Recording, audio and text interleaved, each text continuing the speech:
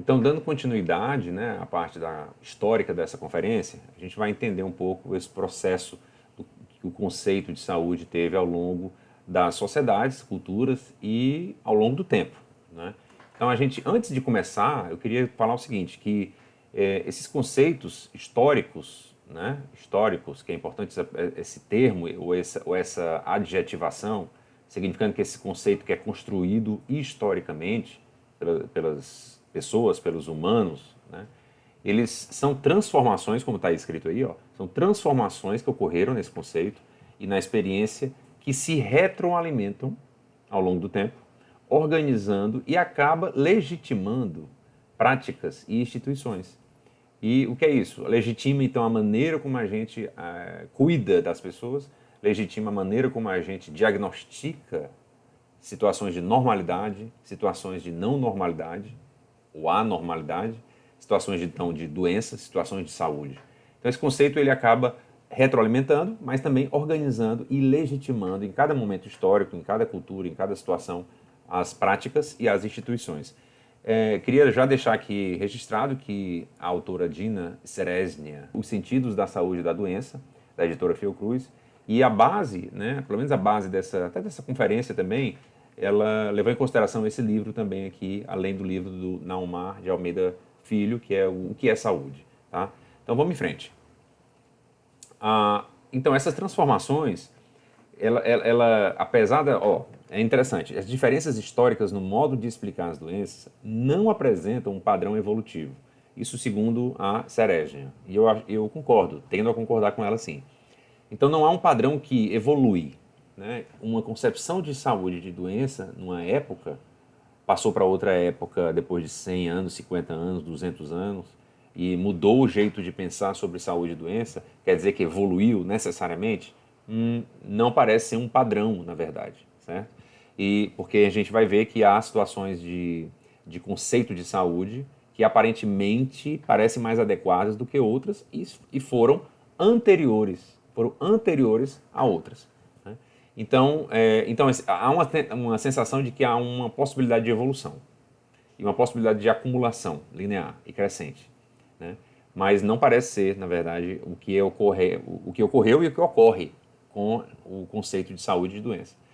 Por quê? Aí, segundo a Sereznia, sofrem rupturas, reorientações, porque incorpora novas modalidades de conhecimento, ou seja, por exemplo, a ciência, principalmente nos últimos 500 anos, né?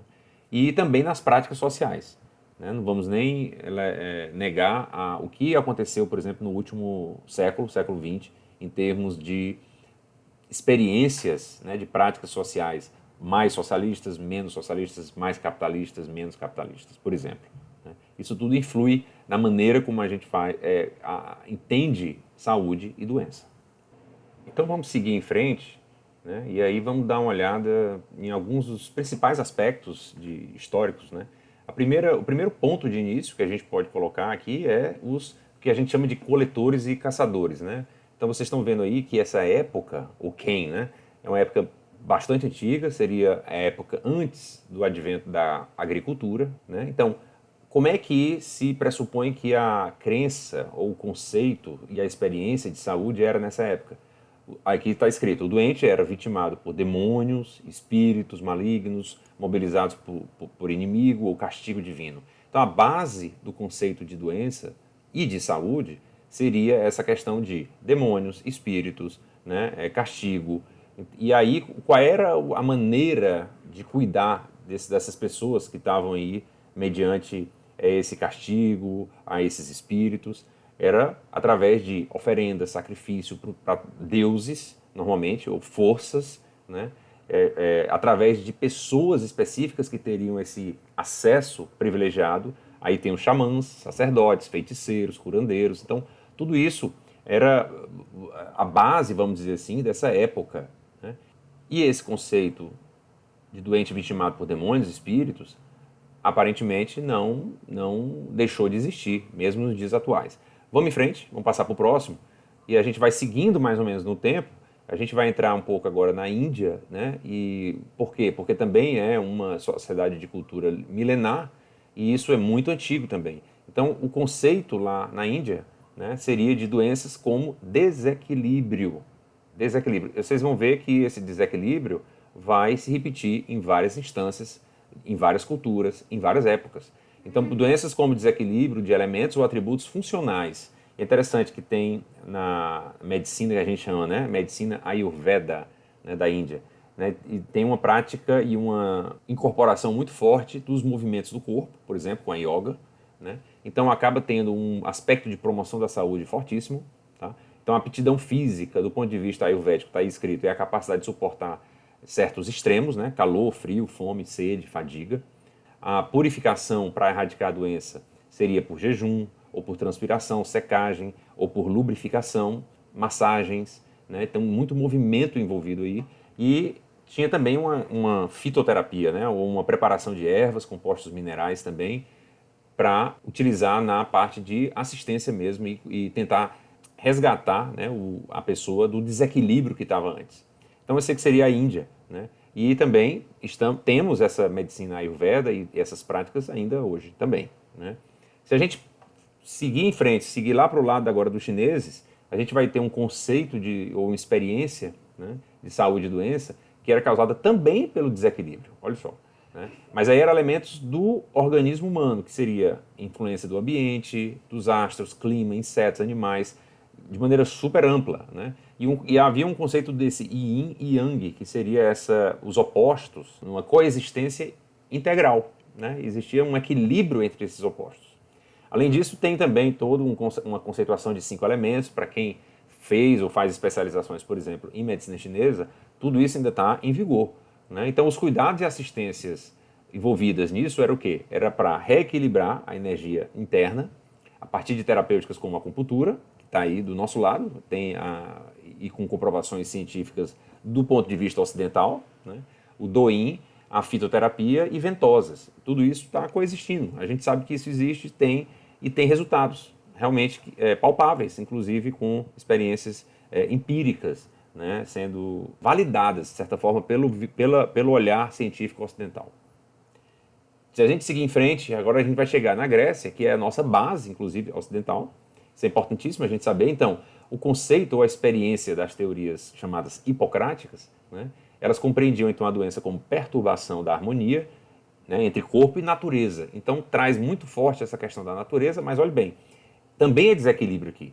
Né? Então, existia aqueles 4 elementos famosos, né? Água, terra, fogo e ar, e esse desequilíbrio desses elementos da natureza gerariam, então, situações de doença, situações de quebra né, da saúde.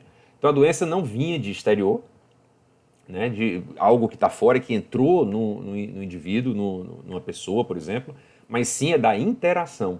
Então, o indivíduo faz parte do processo de interação. É natureza e indivíduo. Né? Então, isso é interessante, porque esse desequilíbrio nessa interação é que causaria, por exemplo, doenças, né, e enfermidades, tá bom? O equilíbrio, então, como é que eram os cuidados de assistência nesse sentido? O equilíbrio, então, entre os 4 elementos confeririam, então, a recuperação. E aí, como é que se conseguia fazer isso do ponto de vista mesmo entre aspas, do serviço de saúde grego antigo? Né? Aí era utilizando as prescrições de dieta, as prescrições de higiene individual. Essa higiene individual abrangia muita coisa. Abrangia, por exemplo, repouso, abrangia banho, abrangia atividade sexual, atividade física, de maneira geral, abrangia também o tipo de ambiente que você estava sob efeito, né? As estações do ano, você poderia sair de um lugar para ir para um lugar mais alto, por exemplo, porque tinha uma temperatura menor. Né? Isso fazia parte do processo também de tratamento, vamos dizer assim. Né? Então, do ponto de vista natural, era muito forte. Né? E era um contraponto com as práticas médicas ainda de aspectos mais sobrenaturais. Então, existia conjuntamente tanto as práticas mais naturais, essas que a gente está falando, dieta, banhos e tal, mas também tinha uma parte religiosa. Né? Inclusive o médico sacerdote, vamos dizer assim, ele incorporava a figura mitológica, né, do deus Asclépio, que no latim é Esculápio, e incorporava isso e através de rituais também fazia purificações e expiações. Então fazia parte, conjuntamente, tanto o ponto de vista natural como o ponto de vista ainda assim mais sobrenatural, religioso, mitológico, né? Isso fazia parte do processo de tratamento e dos cuidados de assistência na época grega.